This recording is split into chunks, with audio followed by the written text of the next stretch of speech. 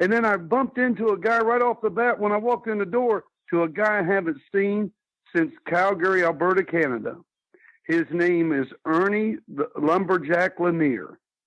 And when I seen him, I said, Ernie, the funny thing of it is, after all these years, you told me in King, North Carolina, way back when, that you got into the ring with an orangutan, a cage. And that it was at the King Fair, like a county fair, and they had like a big cage, Jimmy, with even on top where that orangutan couldn't get out. And you got to think about it. Way back then, there was no internet, no cable TV. And here this orange orangutan's in this cage taking on all comers. The people probably had not seen an orangutan at that point in time in person. No, not in person. I mean, they probably couldn't even say orangutan. Look at that big monkey over there, orangutan, what?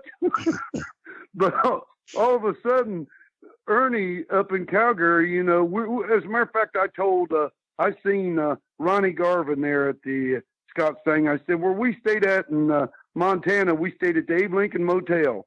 In the rooms that Lumberjack Lanier and I stayed in was only $5 a night. And it was $5 because there was no bathroom in the room. You had to walk way down the hall. It was like the old Wild West hotel. You know what I'm saying? And use the bathroom down there. Everybody used the same shower, the same, bathroom and everything. But because it was Montana. Montana, up in Butte or Billings, Great Falls. We were wrestling for Stu Hart. We'd go down into Montana. So all of a sudden, he's telling me about getting in that cage with that orangutan years ago, where he had to put on a coverall, and the whole town's watching. He crawled in there. He's 6'4", and he gets beat about half to death. He tried to grab that orangutan, this and that, and everything. Well, the funny story is, the orangutan couldn't work. It was. No! He jumped up he would jump up on top and hold on with one hand. It wasn't a worker's only orangutan. This was for REAL. You understand what I'm saying? And taking on all comers. So that orangutan would jump up on the top of that cage, and he took Ernie Lanier and he beat him with 2 feet in the other hand and just beat him all. And you could imagine what the crowd was thinking. Well, that was in 1980. I heard the story. So in about 1990, that would have to be he would have to be the only person that I would ever know or ever have run into that would have actually have wrestled an orangutan. Yes, except for when Clint Eastwood had that monkey running around with him. Remember, yes. Right turn, Clyde. Remember that? Yes, yes. Well, then I met another guy named Talmadge Williams, who has passed away, who became a good friend of mine. And he said, I never got into professional wrestling or anything. As a matter of fact, he was a big prison guard. He was about 6'4", 300 pounds. He said, but I did in King, North Carolina. I fought an orangutan. What? And You met another guy that fought another guy. Now, Jimmy, listen, he told me he got all liquored up and he wanted to be, I don't know if he was before Ernie or after Ernie, or if he made that monkey mad when Ernie got in there. But what happened was my friend Talmadge got into the orangutan's cage, he told me, and he made him put on coverall.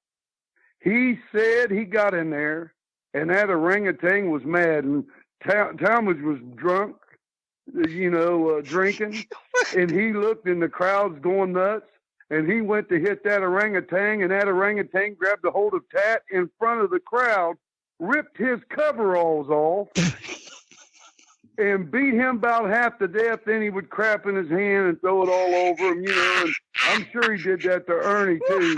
Here's the whole county watching. That insult to injury. You're in a cage with a monkey. Now you're totally naked, screaming for help.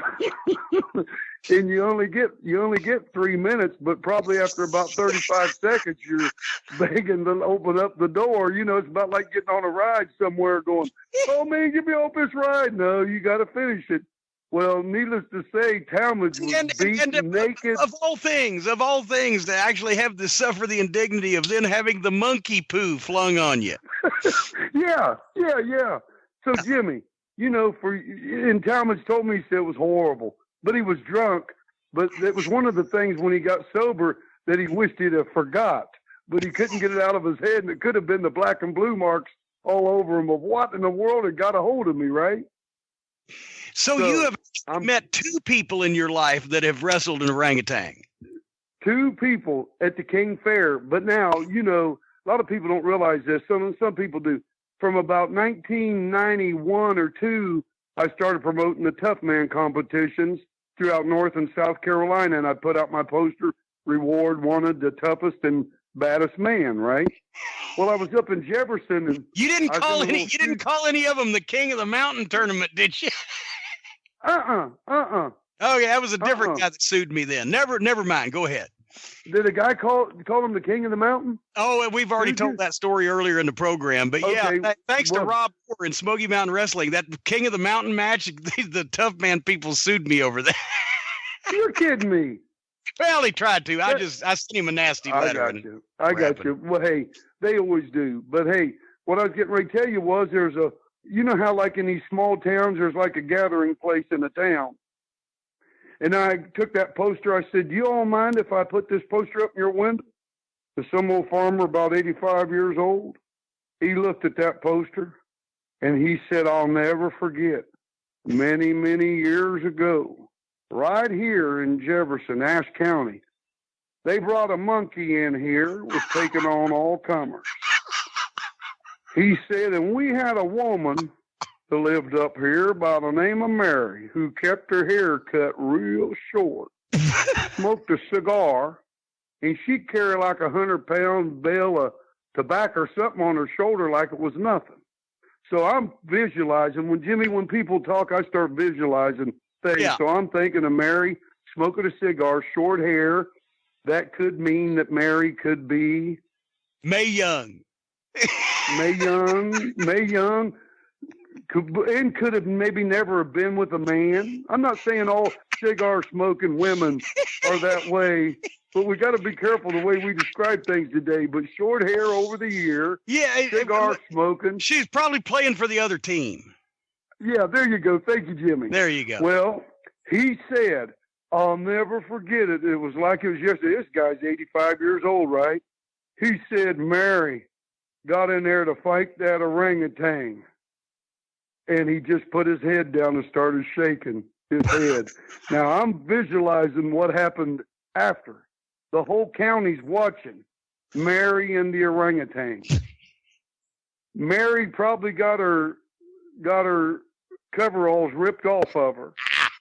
Maybe that orangutan had been the first time he'd been around the woman in a long time.